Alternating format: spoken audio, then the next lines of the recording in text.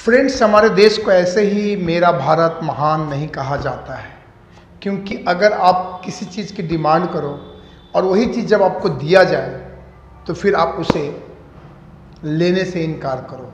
तो सेम यही किस्सा चल रहा है, क्योंकि उत्तर प्रदेश के मुख्यमंत्री योगी आदित्यनाथ मुंबई में हैं और उन्होंने अक्षय कुमार, बॉलीवुड के सुपरस्टार अक्षय कुमार से मुलाकात की है। क्योंकि कुछ महीने पहले, जैसा कि मैंने इससे पहले वीडियो बनाया भी था और आपको बताया था कि यूपी में, उत्तर प्रदेश में फिल्म सिटी का निर्माण करने की घोषणा की गई है उत्तर प्रदेश के मुख्यमंत्री योगी आदित्यनाथ के द्वारा। इसी कड़ी में उत्तर प्रदेश के मुख्यमंत्री योगी आदित्यनाथ ने बॉलीवुड सुपरस्टार अक्षय कुमार के साथ साथ और भी बड़े जो फिल्म कारोबारी है उनसे मुलाकात किया है ओबेरॉय होटल में, और अब इसके ऊपर वाद विवाद शुरू हो गया है। जी हाँ, शिवसेना के नेता संजय राउत, उन्होंने अपना स्टेटमेंट दिया है कि बॉलीवुड को यहाँ से शिफ्ट करना इतना आसान नहीं है। उन्होंने आगे ये कहा है कि क्या योगी आदित्यनाथ केवल मुंबई में ये करना चाहते हैं, ऐसे भी दक्षिण भारत में भी फिल्म इंडस्ट्री है, पंजाब में है, बंगाल में है, तो क्या वहाँ के भी डायरेक्टरों से, फिल्म मेकरों से मिलेंगे या केवल मुंबई में ये करना चाहते हैं ऐसा काम। जब उत्तर प्रदेश के मुख्यमंत्री योगी आदित्यनाथ ने बॉलीवुड कारोबारियों और अक्षय कुमार के साथ जब मुलाकात की है तो एक बहस छिड़ गई है। संजय राउत, उन्होंने एक कटाक्ष करते हुए कहा है कि मैंने अक्षय कुमार और योगी का तस्वीर साथ में देखा है, शायद अक्षय कुमार आम की टोकरी लेकर गए होंगे। आगे उन्होंने कहा कि बॉलीवुड को यहाँ से शिफ्ट करना इतना आसान नहीं है। इसके उलट उन्होंने एक सवाल भी जड़ दिया कि जो नोएडा में फिल्म सिटी है उसकी हालात क्या है। तो इस तरीके से उन्होंने एक पलटवार कर दिया है योगी आदित्यनाथ के ऊपर। हालांकि इससे पहले हमेशा वही लोग मांग करते थे कि बिहार और यूपी से सबसे ज़्यादा लोग यहाँ आते हैं, इसलिए वहाँ पे इंडस्ट्री को डेवलप किया जाए। लेकिन अब जब फिल्म इंडस्ट्री बनाने की बात शुरू हो गई, इसकी ऑफिशियली जब घोषणाएं हो गई है, तो अब वही लोग फिर से मुकर रहे हैं। इसी में एनसीपी के एक बड़े नेता नवाब मलिक, उन्होंने कहा है कि यूपी में योगी के द्वारा फिल्म सिटी का निर्माण अच्छी बात है, लेकिन मुंबई को जो 100 सालों से बॉलीवुड का दर्जा मिला हुआ है उसको इतनी आसानी से खत्म नहीं किया जा सकता, और वैसे भी सारे के सारे लोग एक बार इतनी आसानी से दूसरे राज्य में नहीं चले जाएंगे।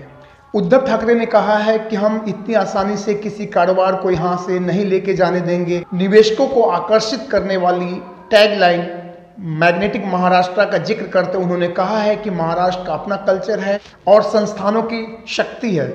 उन्होंने आगे कहा कि लोग आपसे मुलाकात करेंगे, निवेश करने की बात करेंगे, लेकिन उनको ये नहीं पता है, महाराष्ट्र की शक्ति का उन्हें पता नहीं है। यहाँ इतना आकर्षण है कि जो लोग यहाँ आते हैं वो वापस जाना भूल ही जाते हैं। उन्होंने आगे ये कहा कि महामारी के कारण स्थिति थोड़ी बिगड़ी है, लेकिन हालात सुधर रहे हैं और बहुत जल्द ये सब सही भी हो जाएगा। ये कांग्रेस के प्रवक्ता सचिन सावंत ने ये कहा है कि बॉलीवुड को यहाँ से शिफ्ट करना इतना आसान नहीं है। आपको याद होगा कि जिस समय कोरोना महामारी का प्रकोप बढ़ा था पूरे देश में और लॉकडाउन जब लगाया गया था, तो महाराष्ट्र में, खासकर मुंबई या पूरे देश की हम बात कर रहे हैं, लेकिन अभी इस परिप्रेक्ष्य में अगर हम महाराष्ट्र की बात करें तो वहाँ पे जिस तरीके से ये लोगों को घर जाने के लिए परेशानी हुई, जिस तरीके से लोगों को सामान नहीं मिल रहा था, उस समय उत्तर प्रदेश के मुख्यमंत्री और उद्धव ठाकरे के बीच में भी बहस हुई थी। उस समय उत्तर प्रदेश के मुख्यमंत्री ने कहा था कि अब हम फ्री में अपने लोगों को काम करने के लिए नहीं भेजेंगे, और उन्होंने उसी समय कहा था कि हम अपने यहाँ ही इंडस्ट्री को डेवलप करेंगे, अलग अलग इंडस्ट्री को डेवलप करेंगे और लोगों को यहीं काम देने की कोशिश करेंगे।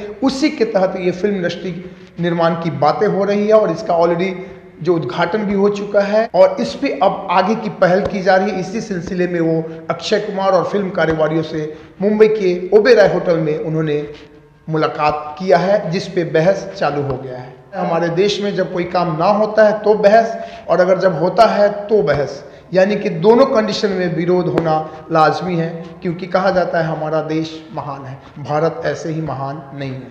अगर सारे स्टेटमेंट को देखा जाए तो काफ़ी सालों से महाराष्ट्र के जो बड़े बड़े नेता हैं, खासकर शिवसेना और मनसे जैसी पार्टियां हमेशा मांग करती रहती है कि यूपी और बिहार के लोग सबसे ज़्यादा मुंबई में आते हैं, जिसके कारण काफ़ी भीड़ है और यहाँ के संसाधन पे काफ़ी बोझ है।